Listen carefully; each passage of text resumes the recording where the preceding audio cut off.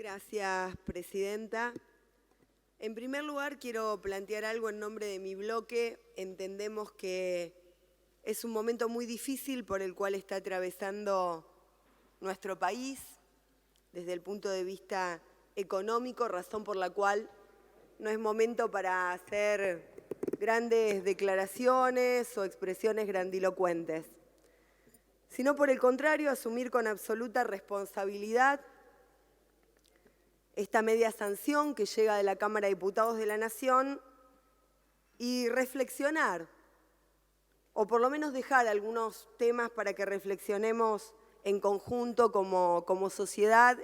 y más aún nosotros con la responsabilidad política que nos atañe por la función institucional que tenemos. Lo cierto es que, en primer lugar, quiero decir que oportunamente hemos presentado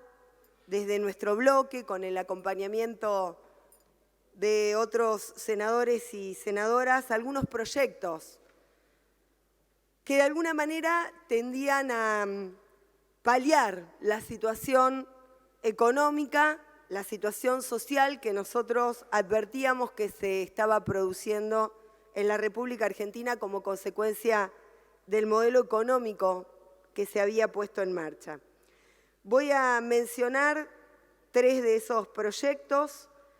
Uno que se presentó el 7 del 9 del 17, que lo tuve que volver a representar, que es justamente un proyecto tendiente a permitir el acceso general de los bienes de consumo popular, con la idea de romper o de quebrar esa posición dominante que muchas veces tienen los hipermercados, los supermercados y que impiden que los pequeños productores de la cadena, que las cooperativas, que las mutuales puedan llegar con alimentos sanos, baratos y de calidad al conjunto de la sociedad. Otro de los proyectos presentado por la senadora García Larrauru, un proyecto de ley que declara la emergencia alimentaria nutricional hasta el 31 de diciembre del año 2020, fue presentado el 7 de septiembre del 2018, y otro proyecto también presentado por la senadora Pilati Vergara, un proyecto que crea el Programa Nacional de Alimentación Infantil Escolar, presentado el 11 de octubre de 2018. Con esto quiero señalar que la ocupación y la preocupación en torno a la situación alimentaria, nutricional en la República Argentina no es una preocupación que tenemos en este momento donde se desencadena esta situación, sino que es una preocupación que veníamos teniendo desde nuestro bloque desde hace mucho tiempo. En primer lugar, quiero señalar en torno al artículo 2 del proyecto de ley que llega con media sanción en cuanto a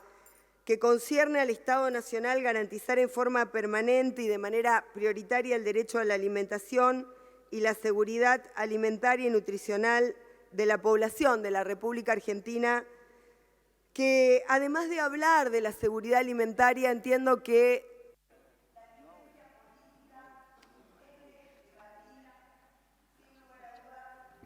Espere, senadora, espere, porque no se escucha. Se desconectó el sonido. Sí, decía que además de debatir la seguridad alimentaria y el derecho a la alimentación que está inserto en el artículo 2 de este proyecto que llega con media sanción de la Cámara de Diputados de la Nación, entiendo que debemos incorporar a la discusión de la agenda de políticas públicas y políticas de Estado un término que me parece central, que es el de la soberanía alimentaria, que es mucho más amplio que el de la seguridad alimentaria, que no habla solamente del acceso a la alimentación, sino también de la producción de esos alimentos y del derecho que tienen los estados en el mundo a garantizar la producción de alimentos sanos, baratos y de calidad para el conjunto de sus sociedades. Algunos planteos que vienen de larga data, desde la Cumbre Mundial de la Alimentación en el año 96, generando alternativas a las políticas neoliberales, porque en definitiva eso es lo que discutimos. El hambre, la emergencia alimentaria, no es una causa, es una consecuencia de modelos económicos de redistribución regresiva del ingreso. Y yo creo que como la sociedad argentina en algún momento llegó a un acuerdo político que trasciende a los partidos políticos, que fue el de las políticas de memoria, verdad y justicia, el del nunca más, me parece que ese nunca más al terrorismo de Estado debe también extenderse al nunca más al endeudamiento, porque en definitiva estos ciclos de endeudamiento con fuga de capitales son los que terminan poniendo a la sociedad argentina una y otra vez en una situación de emergencia alimentaria, de conculcación de esa soberanía alimentaria que debiera ser una política de Estado. El dumping también destruye la producción de los pueblos y es uno de los temas que debemos incorporar a la hora de debatir un modelo económico. Esto no significa que estemos en contra del intercambio en el mundo de bienes y servicios. Significa de un Estado inteligente que garantice la producción en la República Argentina, que cuide el empleo. Hemos asistido durante el gobierno de Mauricio Macri al desmantelamiento de políticas centrales a la hora de hablar de la alimentación en la República Argentina.